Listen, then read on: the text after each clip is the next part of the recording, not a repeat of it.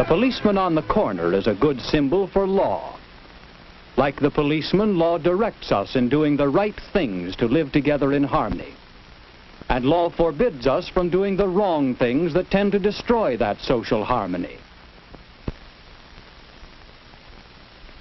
But law is more than the policeman on the corner, more than the courthouse where our laws are enforced, more than the jail where lawbreakers are punished.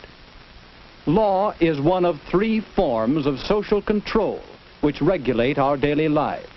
Custom, what we usually do. Moral code, what we should do. And law, what we must do. Now, just how do these social controls affect us?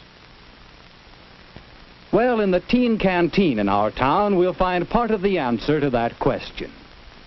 You see, the canteen is always busy early in the evening, but on weeknights the crowd thins out gradually. So when the clock approaches closing time, things quiet down in a hurry. The club has its own laws about closing, and the members obey them.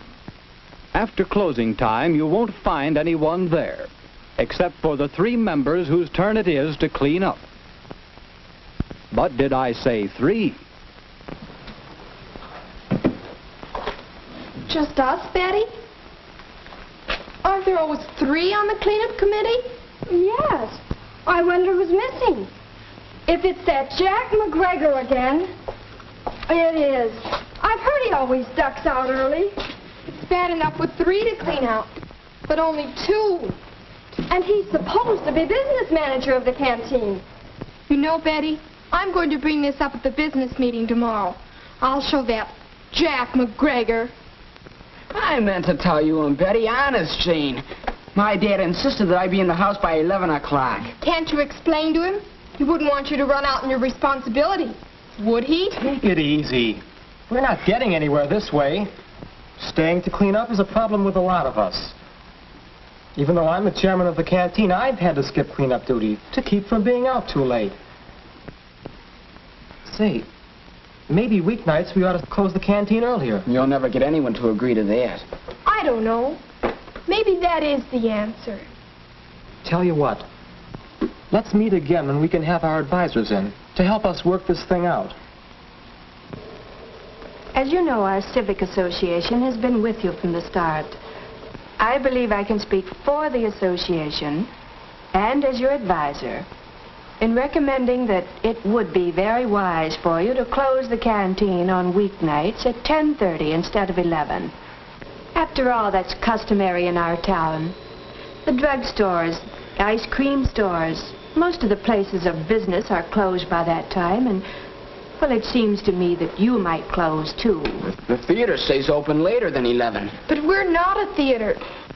Some people may question our behavior when we keep the canteen open till 11. I don't think it's right for us to stay out so late. Who's to say what's right? We know what's good for us. Nobody has to stay here till 11 just because the canteen is still open. There's no law that says you have to stay or you have to go. You're a lawyer, Mr. Parks. There's no law, is there? No, Jack, I don't think there is. Now. But I have heard people talking about your late hours here. You'd better realize that the town could pass a law which would compel you to close at 10:30 or 10 or even 9. You see, whatever the community decides is best for itself usually becomes law. The community?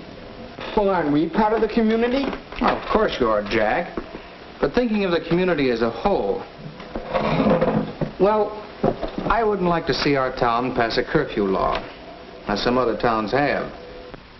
Don't you think it would be better for the community and for you if the canteen were to pass its own law to close weeknights at 10:30?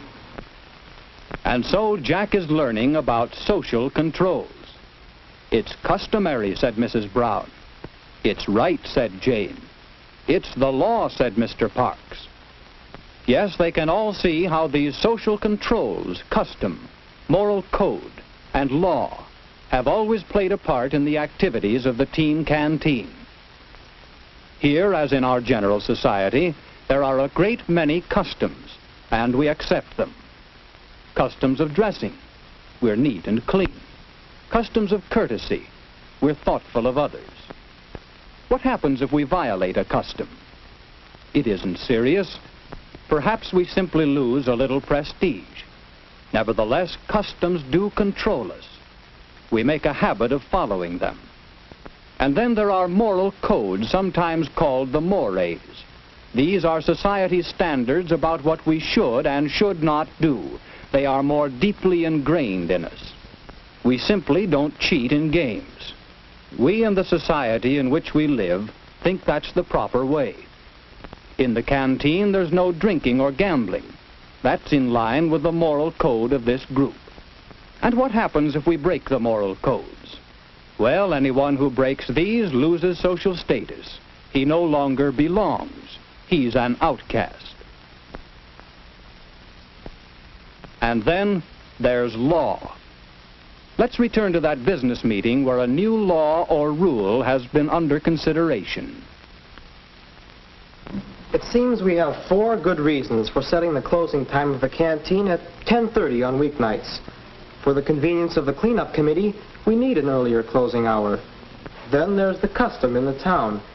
And some feel that it's not right for us to stay out late. Finally, we want to be sure that we stay within the laws of the town so that we can continue to govern ourselves without outside interference. With all these reasons, I'm sure the majority of canteen members will vote for 10:30 closing. What do you say? I think it's the only thing to do. I'll agree. Well, we're only advisors. You make your own laws. But I think you'll find that your new law is a good law. Law is a whole body of rules for our conduct made by representatives of the people and enforced by established means.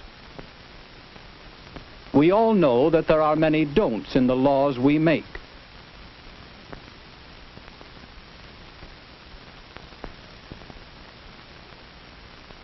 Law prohibits what the majority decide is wrong.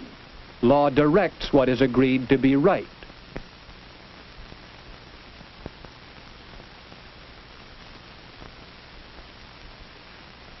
Laws require you to go to school so that you and society will benefit, and laws provide the schools for you to attend. Thus, every day you come in contact with social controls, with custom, with moral code, and with law. Suppose this were you. What social controls affect you? Well, in your family, and your school, and your church. In your whole community, there are customs and moral codes which guide your actions. Many of these customs and mores are enacted into formal laws. The town or city in which you live has laws which control you. There are state laws passed and enforced by state governments.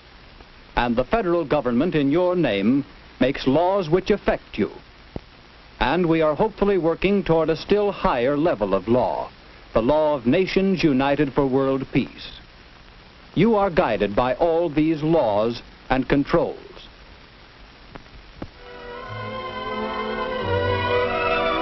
The new law for closing at 10:30 was agreed upon by a majority of the members of the teen canteen. The good law because it agrees with the customs, the moral codes, and the laws of this group and of this community. In a democracy, such laws and social controls belong to the people who live under them. These laws are yours, to make wisely, to change intelligently, to understand and live by.